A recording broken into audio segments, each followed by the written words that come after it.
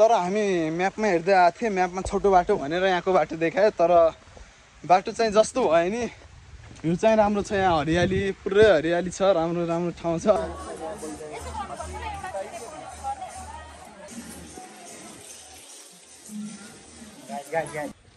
Hello guys, welcome to my new blog. सबै सन्चै हुनुहुन्छ होला। हामी फेरि आइसक्यौँ अर्को ब्लगमा।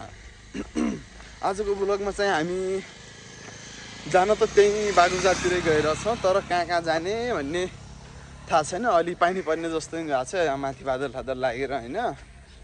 अब कहाँ कहाँ जाने त्यहीँ गएर थाहा हुन्छ।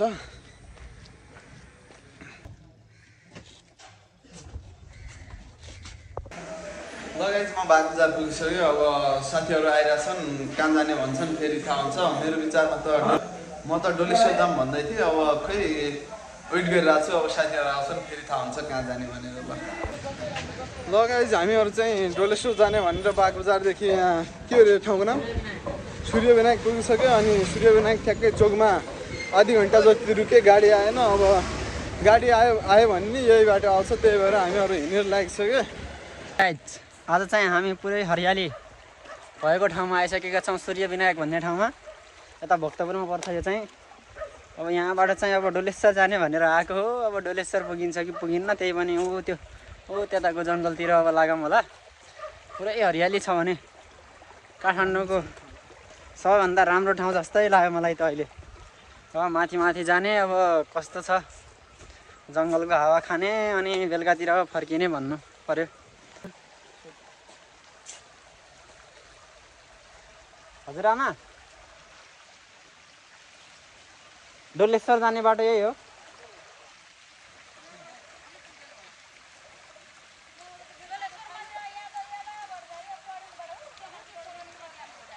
हस् हुन्छ त, हस् धन्यवाद है। हजुर हस् धन्यवाद। अन्त अब डोलेश्वर पुगेपछि देखाउनेछौँ माथिको दृश्य। तर हामी म्यापमा हेर्दै आएको थियौँ, म्यापमा छोटो बाटो भनेर यहाँको बाटो देखायो, तर बाटो चाहिँ जस्तो भयो नि भ्यू चाहिँ राम्रो छ। यहाँ हरियाली पुरै हरियाली छ, राम्रो राम्रो ठाउँ छ। अनि अगाडितिर खोला छ, पानी आइरहेछ भनिरहेको थियो अङ्कल। यहाँदेखि फेरि पिक्चरमा पुग्छौँ अब होला। अहिले चाहिँ यस्तै छ हामी हिँड्ने बाटो।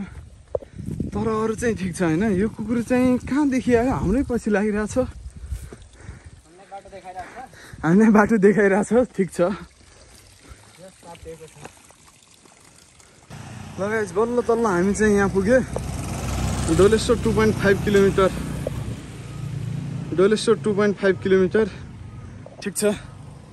बल्ल तल्ल हामी पिच रोडमा पुग्यो। अब पिच रोडदेखि त हामी जान्छ गइहाल्छ। अनि गाइज हामीहरू डोलेश्वर मन्दिरकै गेटमा पुगिसके। अब भित्र गएर देखाउँछौँ कस्तो छ भित्रतिर। अनि यहाँ नि बस त आउने रहेछ। हामी चाहिँ ठ्याक्कै पुगेपछि बस आयो। यहाँ कपडाहरू अनि यहाँ धुपहरू के छन्। एउटा धुप लिइहालौँ न आन्टी, एउटा धुप दिनु न।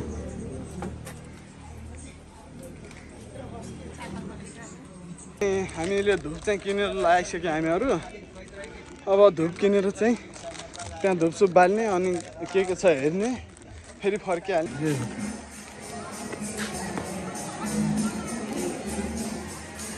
फोन त लग्न मिल्छ होइन, मोबाइल त लग्न मिल्छ नि।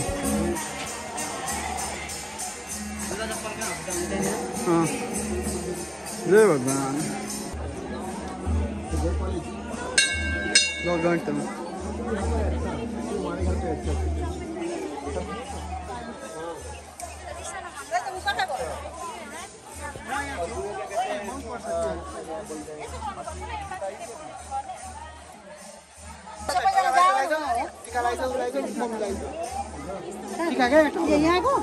यहाँ चाहिँ ठ्याक्कै डोलेश्वर मन्दिर चाहिँ हो होइन।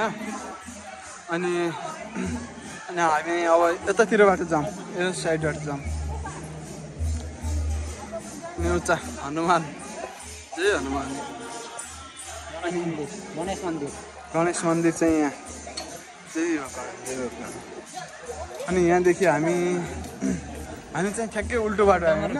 ऊ साइडबाट जानु भयो नि, यता बाटो आयो। ल ठिकै छ। ल यहाँदेखि अब त्यो साइडबाट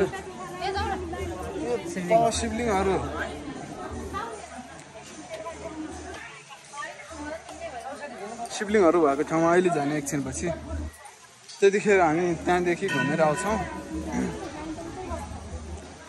यो चाहिँ मन्दिरको पछाडितिर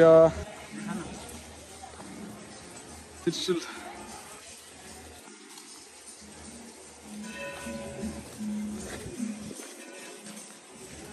लगाइज त्यो चाहिँ जलेश्वरमा खतरा छ है।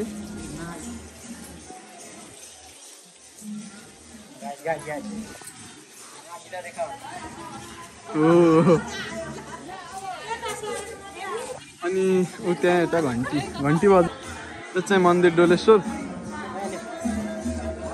अनि ऊ चाहिँ त्रिशूल, उता डमरू, यो साइडतिर त्रिशूल, अनि यता डमरू, अनि यो साइड चाहिँ शिवलिङ्ग भएको ठाउँमा जाऊँ, त्यसपछि यहाँ भयो।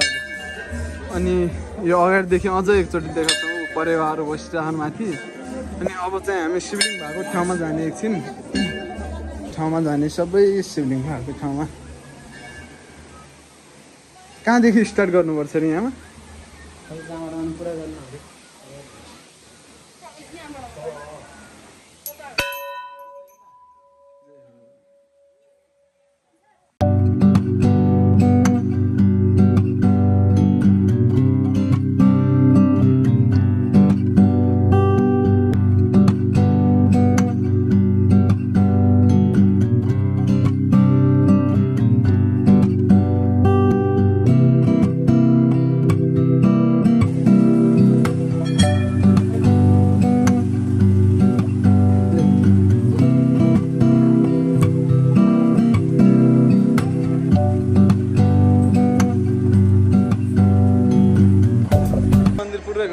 हामी चाहिँ निस्किन लागिसक्यो।